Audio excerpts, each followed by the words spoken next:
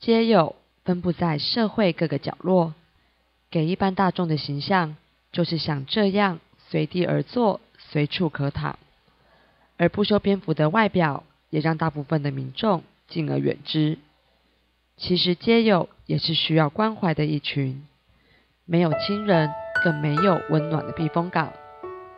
但万华社会福利服务中心对于街友的关心，从2008年1月成立游民专责小组之后，就从没间断过。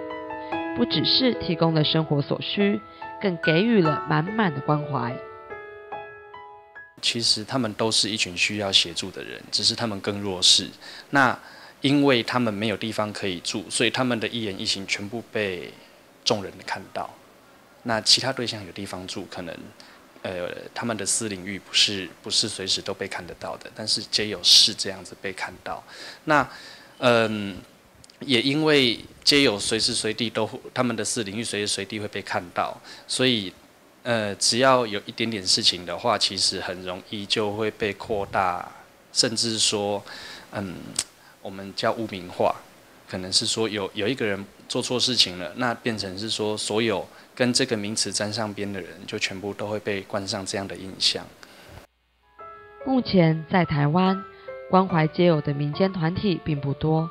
相对的，可以提供的资源也明显不足。游民问题跟一般拥有重大残疾的其他弱势团体相较起来，似乎也显得没有那样的急迫，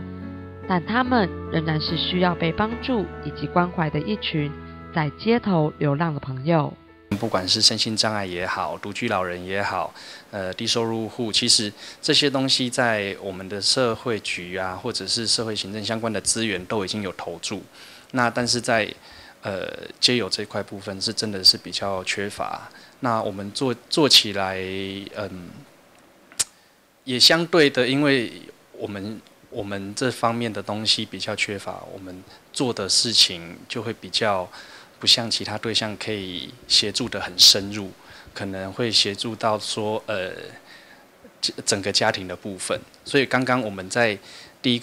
一个问题讲说他们有哪些我们在服务协助的事项，大部分都是可能一些短期需求，都是一些短期需求，有一些中长期的部分，那个要花很长时间辅导的部分，我们的资源就会真的比较缺乏一点。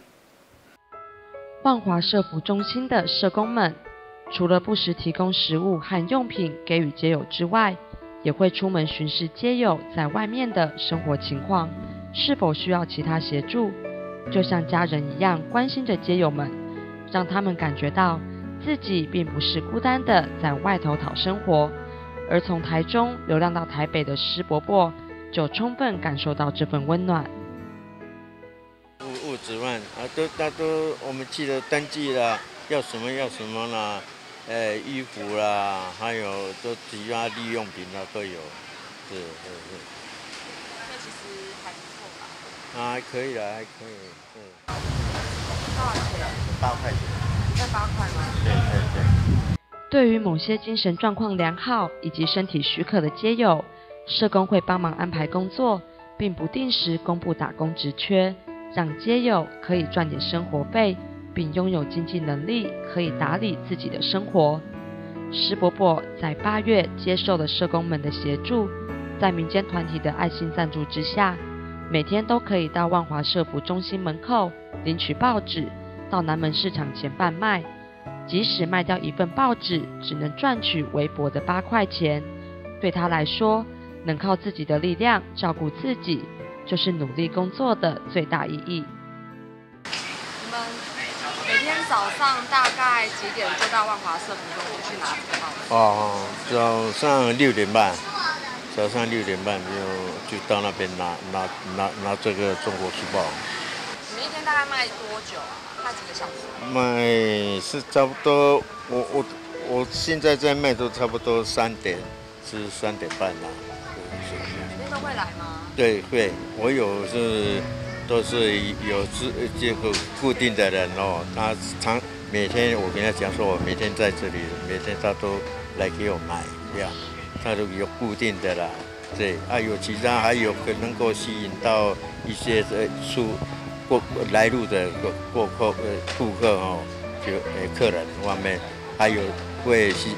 他是不平常啊，但是他有来就是看到了有参与这样，又没买这样是。所以其实有爱心的民众其实还蛮多，大家会给蛮多的，对，他都是大部分我给他卖8块，但是他们都是10块啊，是，他都不用找了，这样是这样。其实我们也是蛮感谢的啦，对，感谢这一份爱心哦，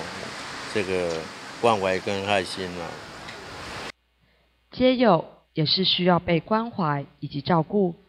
他们同时也是被漠视的弱势团体。流浪街友不仅仅是社会问题，更考验着大众对他们摊在阳光下外宿生活的接受度。其实街友大部分都可以像普通人一样干净地融入人群，并且正常工作。希望社会大众可以抛弃异样的眼光，用积极正面的角度重新去看待他们的街头人生。第4频道综合报道。